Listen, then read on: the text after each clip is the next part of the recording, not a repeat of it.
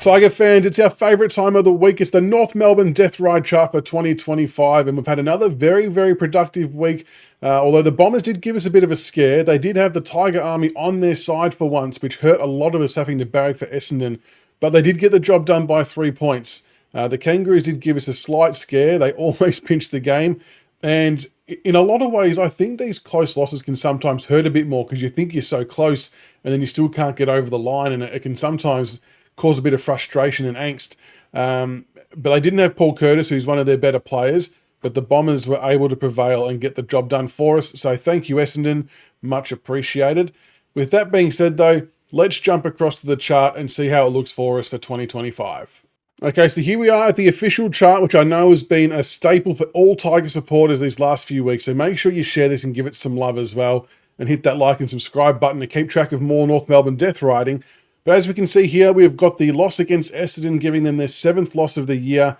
Still in 17th position on the ladder, which still means we have the second draft pick for the Kangaroos. So very, very good spot to be in. So this week, however, North Melbourne are playing the Brisbane Lions down in Tasmania. And the Tassie factor may help the Kangaroos ever so slightly, although you would like to think the Brisbane Lions have got enough talent across the park that they should be able to get this job done, especially without Paul Curtis still for North Melbourne. They will probably get Wardlaw back, which is a nice little boost. But yeah, Brisbane Lions should be way too good for them in Tasmania. What else has been interesting to take note of, though, is the teams around like Richmond and North Melbourne on the ladder are now starting to win, which is creating a little bit of separation between North Melbourne and then getting up to another spot to change the pick. So obviously they might get above us, which could flip the pick from 2 to 3, which is still not so bad.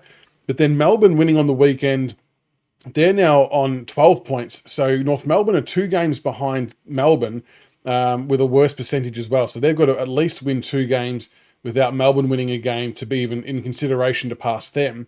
Sydney are also on 12 points, as are Carlton. But both of those teams have far greater percentage than what North Melbourne do. So it's almost essentially 3 games. They need to try and win 3 games without any of those teams winning to surpass them. So in terms of where our pick's looking like falling, at the moment, you would have to say we're in pretty good shape for this to be a top 5 pick.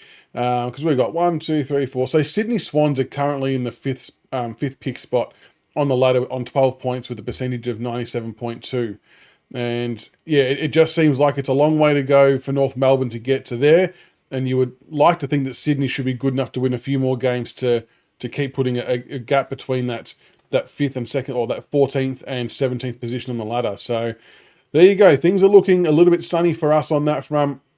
We've got the 2 picks. We've got 2 and 3 at the moment, and I feel like it's going to stay that way for a little while to come. But make sure you like and subscribe for more North Melbourne death riding. Share it with your friends and family. It's always good to see how our picks are travelling. But we look forward to checking in again next week, and hopefully the Brisbane Lions can get the job done for us again and put them to 1 and 8. And really make it difficult for them to get out of a bit of a shit sandwich, to be honest. So until next week, go Tigers and go the Lions.